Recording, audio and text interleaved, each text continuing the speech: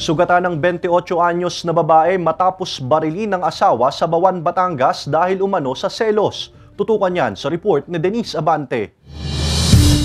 Tama ng bala ng kalibre 22 na baril sa kaliwang sentido ang tinamo ng 28 anyos na si Krisha, residente ng Barangay Asis, Bawan, Batangas matapos barilin umano ng mister nito pasado alas 7 ng gabi nitong Miyerkules. Sa report ng Bawan Municipal Police Station, isang tawag ang kanilang natanggap mula sa isang ospital sa Bawan na may biktima ng pamamaril sa paggamutan. Sa investigasyon, selos ang tinitingnang motibo sa pamamaril. Ang nakikita nating motibo dito is yung pag-aaway ng mag-asawa at itong lalaki ay ayon sa ating nakalap na informasyon is may pinagsiselosang babae yung asawa.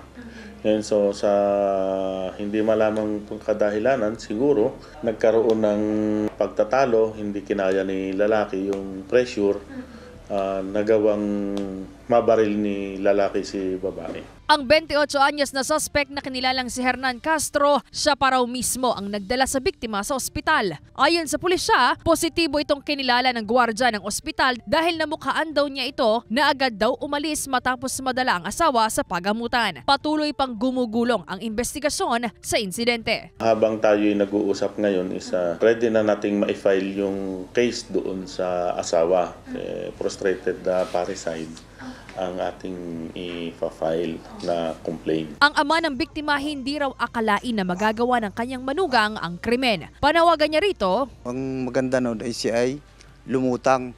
Dapat to siya hindi na nagtago. At hinarap niya na yung mga ganong dahil hindi naman iba ang kanyang nadisgrasya.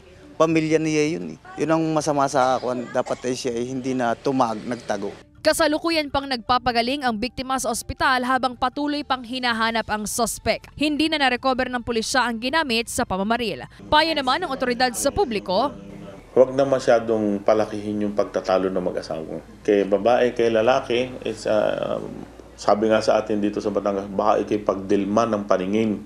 Pag-usapang maayos, kung ano man ang differences, ay siguro pinakamagandang pag-usapan. Kasama si J. Arman Hares, Denise Abante, Balitang Southern, Tagalog.